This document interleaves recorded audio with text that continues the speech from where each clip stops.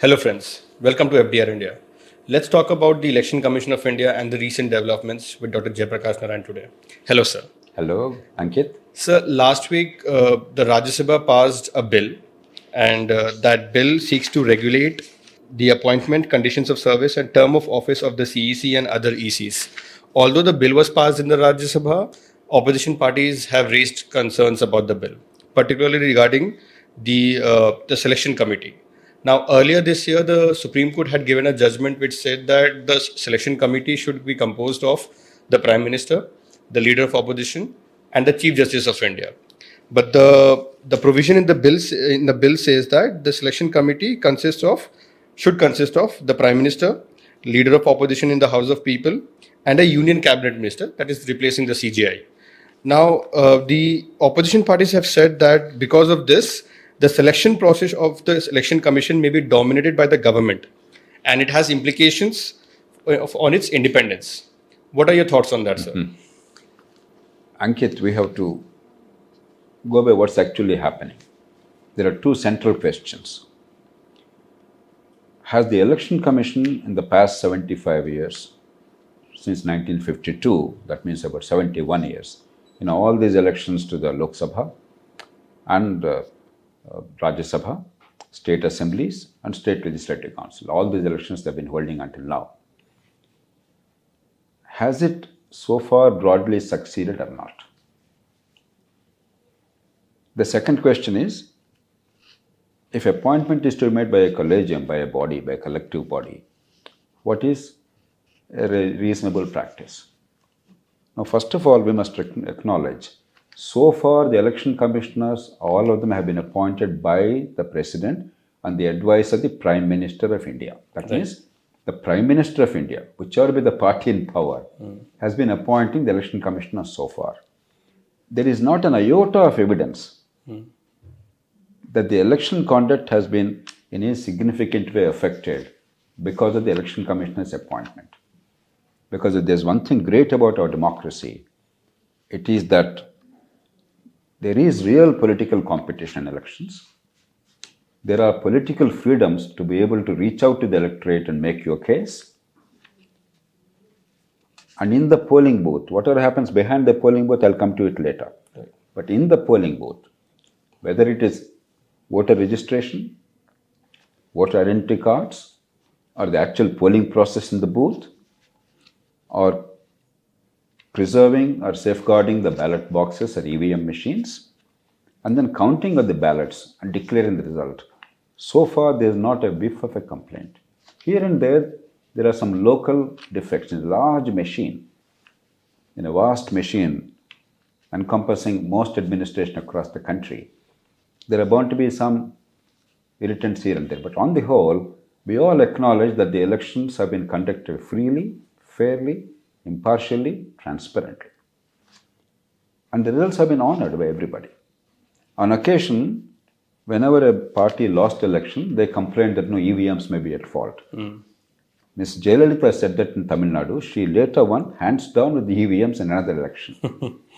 Mr. Chandrababu Naidu claimed that when he lost the election, but later he won with EVMs hands down.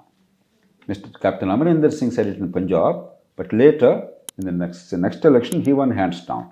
So these are all sour grapes. Like examination going students, parties and leaders sometimes claim that they were cheated out of victory. We must not take that seriously. We are a serious democracy. Look at America. Nobody expected that Donald Trump, who lost the election in 2020, would claim that he won the election, engineer a riot, almost a revolution, almost overthrow the constitution, face several criminal and civil charges today, etc. And even now he is claiming that. In India, it never happened. Take 1977. 1977, emergency was in place. Mrs. Indira Gandhi decided to hold the election. Nobody expected that the Election Commission would be able to withstand the pressure of a tyrannical government during emergency. And yet, T. Swaminathan was the Chief Election Commissioner, sole Election Commissioner. In every single seat in about a 600 to 700 kilometer radius from Delhi city, Congress lost, including the mighty Prime Minister and her son. Appointment was made by whom? Mrs. Indira Gandhi. Later, you have a chief election commissioner, like for instance, S.L. Shankar. He was appointed in 77 by the Prime Minister. And 77 Prime Minister means Morarji Desai, Right. the Janata Prime Minister. And in 82, there was a by-election in which Hemwati Nandan Bahuguna, a major Congress leader who left Congress later, became Indira Gandhi's enemy. Mrs. Indira Gandhi came back to power in 1980 as Prime Minister. And Mr. Bahuguna resigned from Parliament and contested a by-election. The Prime Minister and her party put all their might behind the candidate opposing Bahuguna, Congress candidate, and they did everything possible to defeat him. Many things illegal. For the first time in the history of our country, the Chief Election Commissioner countermanded the whole election, not merely ordered repoll here and there. He cancelled the election, held the election again, Bahuguna won hands down. Time and again you can see this pattern in India. Election commissioners are not alone. It's not one election commissioner or a group of them that are deciding the fate of elections. There is a vast election machine in the country. Typically all over the country, the district magistrate, and in case of big cities, the municipal commissioner, they are the district election officers. That means practically everything, setting up polling stations, monitoring the voter registration, and a whole lot of other functions are entirely done by the district collector or district magistrate or the municipal commissioner in big cities. And under their control, various officials become returning officers of the assembly or Lok Sabha constituencies. Oftentimes, the municipal commissioner and district magistrate themselves are returning officers in Lok Sabha polls. Right. The vast machinery of government, while there are serious deficiencies in normal functioning, during election times it is transformed. Thanks to the practices established over decades. Thanks to Sukumar Sen, the first Chief Election Commissioner, and his successors, who wrote election manuals and established very sound, very transparent, very foolproof practices to transform the very corrupt and inept government machinery during normal times into an effective and fair and constitutionally sound and impartial fighting machine during election time. We must trust that machine. So this is the bigger picture. So the notion that somehow Indian elections are subverted because of the appointment of election commission is absolute nonsense. We must recognize that, because if you lose faith in the elections, then you lose faith in democracy. Yes, behind the ballot box, a lot of ugly things are happening. I have been raising my voice all my adult life. For instance, in Telangana in the recent election, about 10,000 crores was spent. Most of it illegitimate, unaccounted, to induce the voters. It is wrong. It is a part of the political culture. It's now become part of the system, largely because of the poverty, illiteracy, poor delivery of services, and therefore the people do not understand what's there in the vote for them. They think somehow with my vote, this man is becoming the next king, next monarch. That much people understood. And they're maximizing the short-term gain, and they're taking money. It doesn't mean they're voting for whoever gives money. All the major party candidates are giving money in most cases, and money is seen as an entrance fee. It does not guarantee the outcome. But if you don't pay the money, chances are you will have no chance. Absolutely. Now that is a problem unrelated to the conduct of elections per se. Because if 1 lakh voters in every assembly constituency are bribed in several states, you think any law in the country or regulation or election commission can stop it? That's a systemic problem. Similarly, the freebies offered, the short-term welfare measures at the cost of the long-term role of the government to improve governance and to provide the collective services, they have become a menace to our society. But that's a fiscal issue and a political discipline issue. Election Commission can do nothing about it.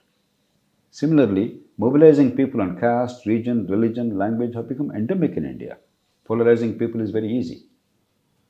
Again, the law and the commission can only do something up to a point. So the actual conduct of elections in India is admirable. So the notion that appointments are vitiating the conduct of elections is wrong. A man like Naveen Chawla, who was seriously facing allegations during emergency, he was made election commissioner, became later chief election commissioner. There were serious questions about him. There was actually a proposal, a formal proposal moved. To the best of my knowledge, the only proposal to moved to remove an election commissioner by law, as per the due process. But for whatever reason, the president and the advisor of the council of ministers did not heed that request. But he became chief election commissioner. That did not really affect the election outcome. Individuals occasionally may stray, but the system is strong enough. We must have that confidence. And so far, we have been appointing them through the Prime Minister's advice. Now, there's nothing wrong in having a collective body. If we add the leader of opposition, a minister, there's nothing wrong, because 2 heads, 3 heads are better than 1 head. I'm all in favor. Even the election commission, when Mr. Session opposed the appointment of the collective body, I was one of those who raised the voice. Yes, Mr. Session did a grand job. He was a great friend of mine personally. He's a hero for many people, quite rightly. But he was wrong in opposing the multi-member election commission. I was one of those who argued 3 members are always better than 1 member. Within a selection committee or in a body performing certain functions, you cannot argue against it. And that argument proved to be valid, because subsequently, the 3-member commission did a pretty good job. But to say that Chief Justice of India should be there in every committee to appoint a key functionary is not a very wise move. If you see at least 2 bodies like that, the Central Vigilance Commission, then the Information Commission. Both these have the same selection committee as proposed now for the Election Commission. That is the Prime Minister of India, the Leader of Opposition, and a member of the Union Council of Ministers. In fact, along with Aruna Roy, I was very much involved in drafting the Right to Information Act. In fact, the structure of the Information Commission was largely on the basis of my recommendation. I thought at that time we must involve the Chief Justice, Prime Minister, Chief Justice, and Leader of Opposition. But there was a very considerable opinion, after a lot of discussion, that involving the Chief Justice of India in everything that is executive is not a very wise thing. In the long term, that will undermine the credibility of the judiciary, and they will drag them into partisan politics and partisan considerations, because in political debates there is no restraint, nor is there adherence to truth always. Whatever is politically convenient is mentioned in Parliament or outside. It's not good to drag the Chief Justice of India into this. So after due consideration, a decision was taken that a minister instead of Chief Justice of India should be there. Similarly, the Central Vigilance Commission. Now, in fact, when the Central Vigilance Commission appointment was decided, way back in 2010, 2011, Sushma Swaraj, who was representing the opposition at that time as leader of opposition in the Lok Sabha, she argued against the appointment of Mr. Thomas as the Chief Vigilance Commissioner. The majority, the Prime Minister and the Home Minister, at the time Dr. Manmohan Singh and Mr. Chidambaram, they rejected it. The Supreme Court actually quashed that appointment because Mr. Thomas was facing some serious charges in palm oil case. And Sushma Swaraj raised that case. So if the opposition, even if it's a lone member, raises credible allegations, not impressions, credible allegations, like Sushma Swaraj raised at the time, it must be honored by the members of the government, the Prime Minister and the Home Minister in this case, or Prime Minister and Cabinet Minister in another case. If they don't, if there are credible allegations based on evidence, then almost certainly judiciary will step in. So I don't understand the apoplectic notion, the argument that, my God, electoral integrity is destroyed if in the selection committee Chief Justice of India is not there. Forgetting the fact that until this day, every election commission was appointed by a lone member, the Prime Minister of India. And we are now saying appointment by 3 members, 2 more along with the Prime Minister, one of them being the opposition leader, will make it worse. And so far, there's no evidence whatsoever elections were compromised in the country. So we must have a sense of perspective. We must not politicize everything. Judiciary getting into everything executive is not a smart idea for the judiciary or for the country. Now, the real challenge of elections is not the conduct of elections. Right. The real challenge of elections is the money power that I mentioned. 30, 40 crores, 25, 30 crores per major party candidate in assembly segment, in let's say Telangana, in Andhra Pradesh, in Karnataka, in Tamil Nadu, even in states like Maharashtra, for instance, northeastern states. One would not have imagined the northeastern states that's the cost of elections, where there are smaller constituencies, but correspondingly, amounts on per capita basis, similar amounts are spent. Jammu and Kashmir, who would have thought that? And many other states increasing. That is a real challenge because we are leading to a kleptocracy, a plutocracy, the rule of the rich. Everybody who has 50, 60 crores money, the ambition is to become an MLA without even understanding what it is about. It's become almost like ornament, buying a property. And abuse of power has become endemic. Plutocracy and kleptocracy. That is a real challenge. And then short-term welfare measures dominating the political landscape at the cost of the core functions of government and the long-term good of the nation, economic growth, infrastructure, rule of law, educational delivery, healthcare. All this is entirely neglected. And it becomes short-term welfare measures. That's a real challenge to the economy of the country, the society, and polity. And of course, polarization on caste, region, religion, etc. There are reasons why it's happening. We have to be serious about improving our politics instead of shadow boxing and making relatively minor issues, non-issues into mega issues in the public discourse and sucking up all the oxygen and ultimately perpetuating status quo. We must get serious about it. We must understand the nature of the political crisis and also strength of our democracy. What are our successes, what are our failures? And we must not try to extract defeat from the jaws of victory. We are doing a remarkable job of conducting elections. We are doing a very poor job of creating a healthy political culture or creating conditions conducive to competent and honest governance. That is a real challenge. And that's because of factors other than those in the polling booth. And they will not be addressed by Chief Election Commissioner's appointment or Election Commission's appointment. I think a country of India's size and magnitude and remarkable record of running a democracy in a fractious country must A, have confidence, and B, must introspect much more wisely based on evidence and come up with answers which are logical, which actually improve the democracy, rather than pretending that we've done something great without actually doing anything substantial to add value. Okay, sir. So you said the Election Commission of India has a strong system and the system is working. You've mentioned these cases also in the past. What is the situation now? Ankit, you just look at the election verdicts in the last 5-10 years. You take, for instance, the elections in Rajasthan, Madhya Pradesh, and Chhattisgarh in the last cycle, 5 years ago. Yes. Despite Mr. Modi being Prime Minister and BJP and DA coalition being in power, in all these states, Congress did very well. Actually, in 2 states, they formed a government. 1 state, they were neck and neck, and for some time they were in government, and later, because of some people crossing over, the BJP came to power. You take the recent elections, or you take, for instance, the Delhi election.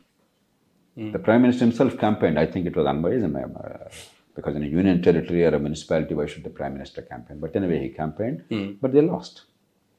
You take Punjab. The governing party did not even come number 2, the BJP. They lost. You take Himachal Pradesh. Again, the Congress party won. And BJP and the Prime Minister campaigned very hard. And take the 2 southern states, Karnataka. The BJP lost hands down. Telangana, the Congress won. So what does it show? There is absolutely no room to believe or no concern for skepticism about our election conduct. There is much that is wrong behind the election scene. I keep repeating ad nauseum. The criminalization of politics, the money power in politics, the vote buying which everybody is indulging in. But these are systemic issues at this point of time. But the actual conduct of polls, which is what the Election Commission's job is, and the whole gamut of the machinery, the administrative machine of India, whose job it is It has been exemplary in the country. Look at the way in these 5 states elections were conducted, how peaceful they were, how orderly the whole process was.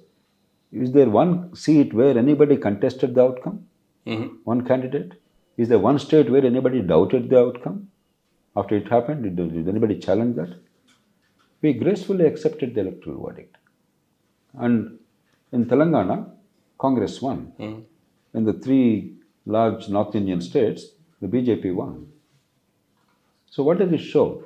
Are we saying that the Election Commission selectively is acting in one way in one state, another way in one state? It's absurd. Let us not sow seeds of discord. Let us not extract defeat from the jaws of victory. Our election conduct is remarkable in the country on the whole. But our political culture and electoral system and centralization of power and poor delivery of services and poverty together with universal franchise are an explosive combination. That is not the Election Commission's mandate. Right. Election Commission is not here to transform the nature of politics of India. Okay. Just as Supreme Court of India is not here to transform India's governance. It is a political function. We are confusing the roles. The political system must come to grips with this and decide what is the best way to improve the nature of elections, electoral system, or political parties.